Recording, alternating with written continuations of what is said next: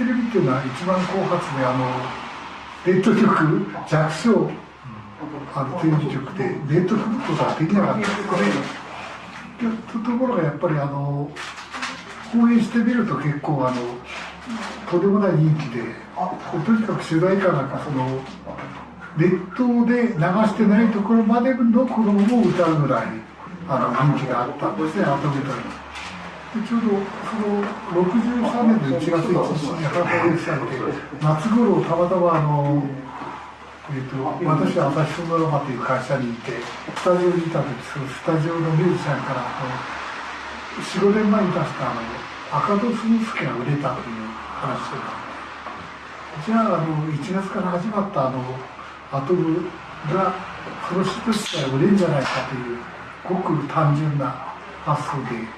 始めたんですね。それでなんか原稿を取るのに大変苦労して最終的には原稿が取れなくて12月発売に間に合わせるための原稿が間に合わなくて虫プロの桑田常務からとにかく原稿が間に合わないんだからセルがあるんでちょうど8月からバンクシステムっていってアニメをこう貯めて分類して再使用するというバンクシステムができたんでそこから好きなものを持ってって作りなさいみたいなことでそれがアトムの始まりだったんですね。でアトムを出したらちょうど年末だったんでこれめちゃくちゃ売れまくって本当に会社行って朝企画書が待ってくるんですね再販の場合。それ朝サインしてで昼飯食って帰ってくるとまた企画書のあれが回ってきてなんか今朝サインしたけどなんて言ったらいやまた再販ですよみたいなそのぐらいの再販で最終的に120万でそれでじゃあって言ってちょうど年末から鉄人28号が始まってたんで鉄人28号のミッドリオ大先生のところに行って、やらせてくださいみたいな。でただ問題は28号グリコが入ってるんでそれを外す前に大先生との未来にあれがあって最終的に今になってみれば金の力だと思ったので28号出してそれでその後は8番はこれは東芝の専属だったのでそれでやっぱりお金の問題で萩原定書さん当時鍋プロ帝国というぐらい絶大的な力のあるところでそこで制作部長の人と直接会って話してそれで許可をもらって彼にその東芝の専属を取っ払うということで8番がその仕事になってその後はもう一車線にやりまくってけどただ考えてみたらその当時そういう漫画のものをやりながらなんとケネディの演説集もやってたんですね。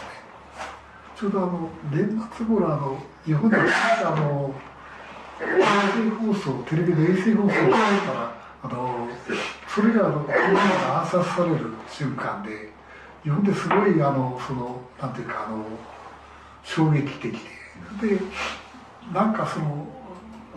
時は編集全部集まってなんかやらないかやれないかみたいなたまたま私がケネディで演説集を出しましょうみたいなでそしたら当然著作権はどうするんだって言われてで相手はアメリカでしかも大統領でまかり間違ったらうちぐらい主催会社ぶっ飛ぶぞみたいなことやでそこでたまたま大学時代英書講読で向こうのマスコミの方に読んでたんでアメリカの大統領っていうのはあれです著作権がないんでこれやり放題なんですよみたいなこと言ったらバカなこと言ってんじゃねえよみたいなこと言われてところが副編が行ってみたら本当に大統領の演説の著作権がないんですよ。やり放題で、だからボイス・オブ・アメリカからテープもらって、あと大使館から大統領の演説のプレスリリースに合わせて出せば本になるんで、アトムと28号とか8万あたりまでやってる間にそれをやってたんですね、並行して。でケネディはやっぱり、スーパースターだし、演説の内容はもう最高の内容だし、売れてで、自分ではなんか3週ぐらいしかやった覚えがなかったんだけど、早川さんしたら第5週まで出て、その上にケネディさんは続編だけだと思います。ケネディ演説集と続ケネディ演説集、それを合本にしたもの、豪華文、ハードカバーで箱入りという、今でも宝物のようにあれ内容がいいんですよ。そしてそれを出しまして、ただその時やっぱり怖かったのは後でどうなるかわからない、相手が大統領だし、もうこじれたら本当大変なこと、国際問題になりかねないんで、怖いからボイス・オブ・アメリカのボスに当時現ナまで10万円渡してよろしくみたいな挨拶しましたね。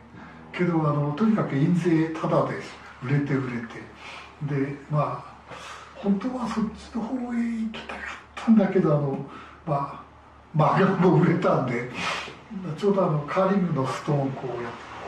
そっち進められるみたいに解散シャシャってやられて漫画の方へやられちゃったという感じで、本当はレーニンの演説レーニンっていうのはすごいのは演説を短くして3、4分ぐらいで非常にクリアな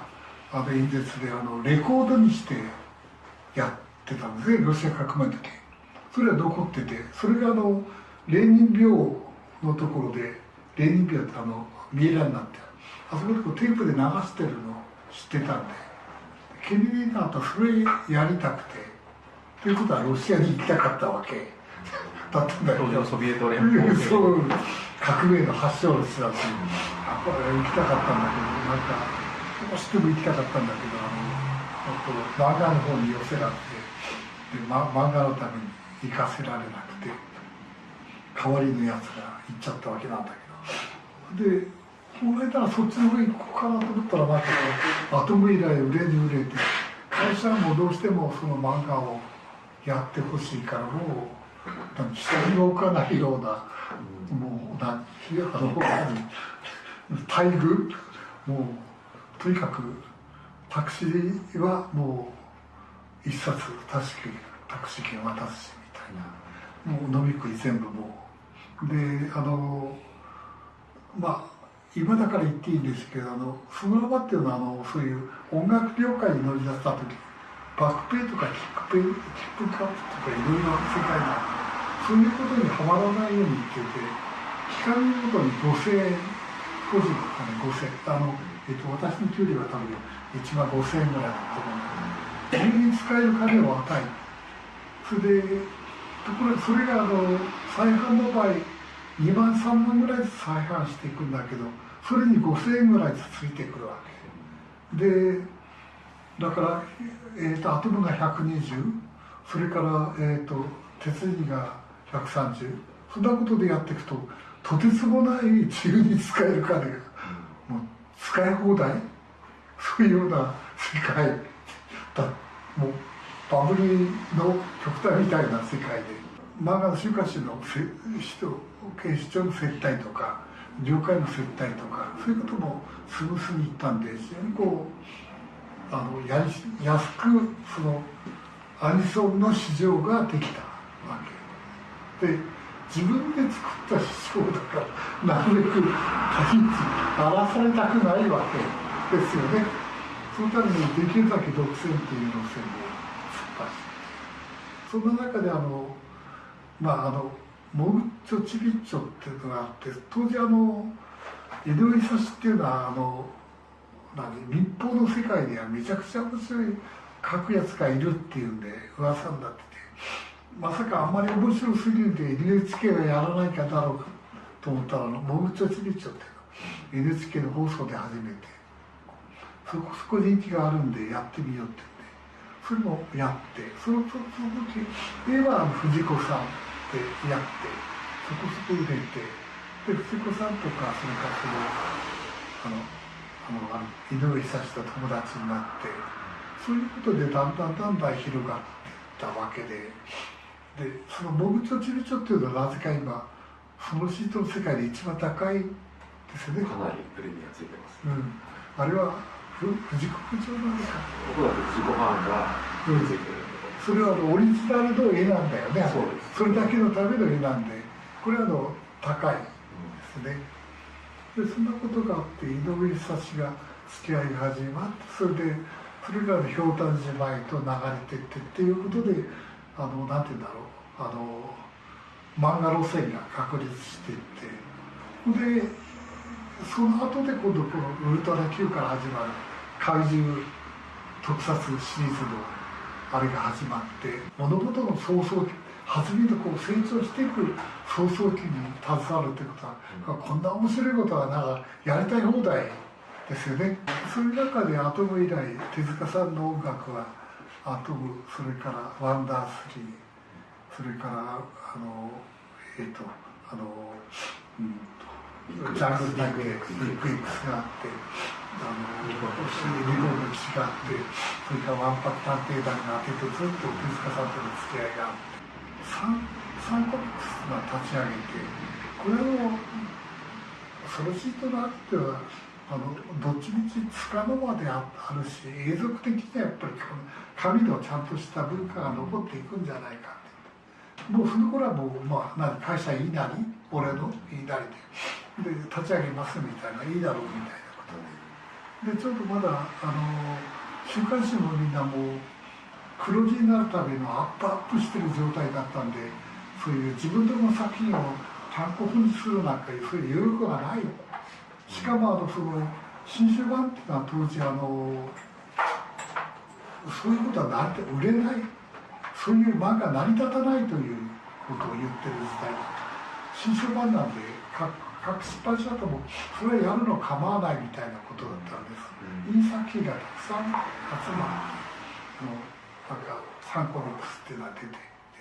そのうち漫画家さん国なんか漫画史に残る傑作がサンコミックで出たり、それから水野秀子の星のってことが空前のヒットが生まれたりみたいなことでやってる間にだんだん漫画抜けられなくなっちゃって、漫画やりたくなったというか、それで少年画報に移った途端にやっぱりマガジンあたりが巨人の星とか明日のジョーあたりで年齢を上げてきたんですよね。ただところが当時の少年誌の世界っていうのは年齢を上げるっていうことはこれ絶対タブーだったんですよ。ということは中学校の低学年からの1年1年の刻みっていうのはすごい成長が早いんで、そこの年齢層は当たらない、その下だけを抑えないと漫画の方が売れないという固定観念があったんですね。ところが巨人の星とか明日のジョーとか年齢が上がり始めて、これは将来そっちの方に行くと思って、私は少年気分の演習だった途端に木曜日の理科とか、それからアパッチ野球部とか男ならとか少しずつ年齢を上げる方向にデスクとして行って、そのうちアポロの歌なんかもありましたけど、手塚さんとの関係で年齢を上げた高にやっぱり社長の激励に触れてもう一人の何にも仕事のないところにやられて、でたまたまブラブラしてたら向こうが焦って、普通そういう干されると干されたやつがもう内輪に内向して会社辞めるとかなんかになるんだけど、俺の場合にはもう、その前にもその裏までも何度も干されてるんで、干された時はなるべくもう楽しく遊んでるとかえって向こうの方がもうなんかこうあいつ楽しそうにしてるけどって言って向こうが引け目に思うんで遊んでたらまあこんな仕事やらないかみたいなこと言われて、それで増刊ヤングコミックって後に幻の漫画誌と言われる、まあ、すごい雑誌を作ったわけですけど、まあ漫画ばっかりやってきたっていうことで、基礎になったのがそのシートですね。で去年の大宮11月でしたっけ。そのぐらい、あの時大音響でやって初めて改めて凄さを感じて、なんかあんなこと出ないんじゃないかと思って驚いて、やっぱりどうしても子供の授業はそのシートをポータブルで内蔵のスピーカーで聞くのがその大半ですので、やっぱりちゃんとターンテーブルでちゃんと針の芯圧もちゃんと決めてアンプにつないでかけると、そのシートも大変ないい音が刻まれてると。音と打ち込みと違う音ですね。ちょっと生の本当に演奏者が生。そうですね。デジタルではないアナログ録音の良さがちゃんと刻まれてます。早川さんのおかげいやで感動してやる。どうもありがとうございます。それはなんか良くて、まあそういう世界を泳いできたというわけですね。